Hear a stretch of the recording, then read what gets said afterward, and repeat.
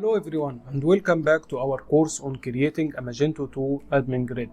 In the previous lesson we set up our module structure with the basic configuration files. Today we will be diving into lesson 2 database setup.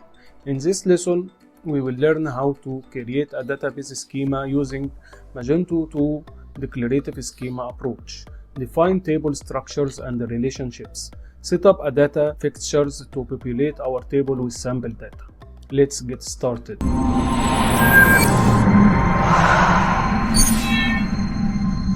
Before we dive into the code, let's understand what declarative schema is. In Magento 2.3 and later Magento introduced a declarative approach to database schema management. Instead of using install and upgrade scripts, we now define our database structure in XML format. This approach has several advantages. It is more maintainable, you can see the entire database structure in one file. It is more reliable, Magento handles the upgrade process automatically. It is reversible, you can remove columns or tables by simply removing them from the schema. The main file we will be working with is called db_schema.xml and it lives in the etc directory of our module. Database schema diagram. Our table @blog post is structured with fields for the post ID, title, content, author, timestamps, and status. Column types explained.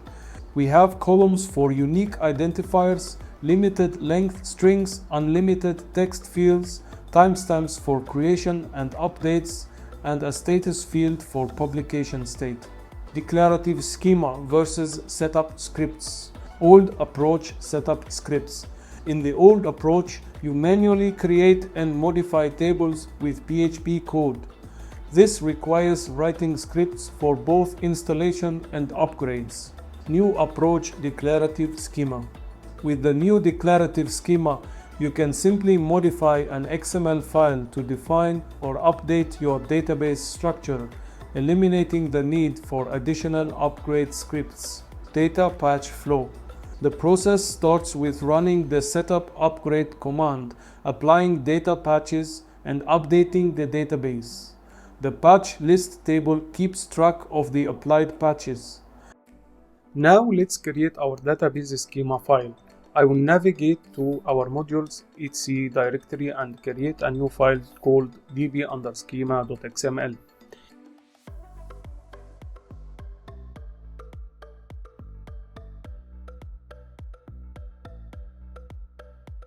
In this file, we will define a table for our blog posts with following columns.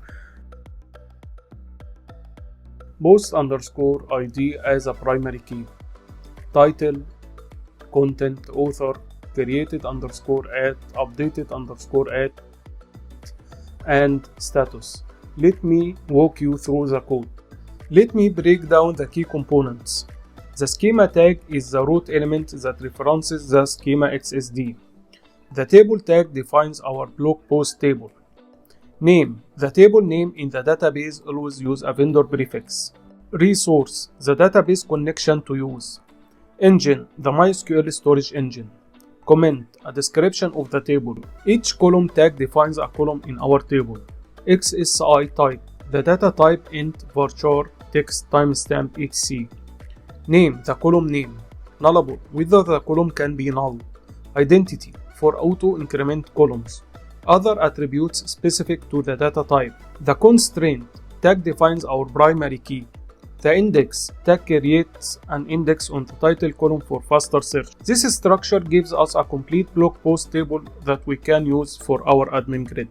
Let's take a moment to discuss some common column types you might use in your own projects. Int for integer values like IDs and counts. Small int for smaller integer values like status flags. Varchar for string values with fixed maximum length. Text for longer text content with no fixed length. Decimal for precise decimal numbers like prices. Timestamp for date and time values. Boolean for true-false values. Choose the appropriate type based on the data you need to store. Using the right type helps with data integrity and performance. Now that we have our table structure defined, let's create some sample data to populate our table. In Magento 2, we use data patches for this purpose. Data patches are PHP classes that run once during the setup upgrade process and are tracked in the patch list table to ensure they don't run again. Let's create a data patch to add some sample blog posts.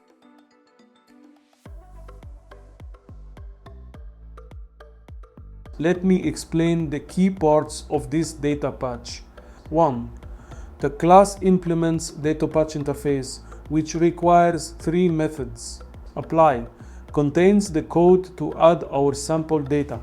Get dependencies lists other patches that must run before this one.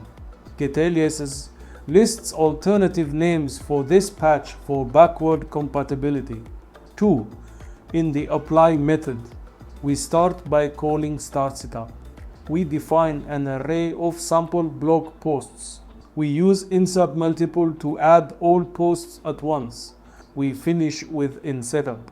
We return $this as required by the interface. This data patch will run once when we run the setup upgrade command, adding our sample blog posts to the database. Now that we have our schema and data patch files in place, let's apply them to the database. We'll run the following commands by Magento setup upgrade. The setup upgrade command will 1. Detect our new schema file and create and modify the database table. 2. Run our data patch to add the sample blog posts. 3. Update the module version in the database. Great! Our database table has been created and populated with sample data. We can verify this by checking the database directly. Today, we've learned how to set up the database structure for our Magento 2 admin grid module. We've created a declarative schema file to define our table structure and a data patch to add sample data. In the next lesson, we'll create the model, resource model, and collection classes to interact with our database table. These classes will form the foundation of our CRUD operations. Thank you for watching, and I'll see you in the next lesson. If you found this video helpful, please like and subscribe for more Magento 2 development tutorials.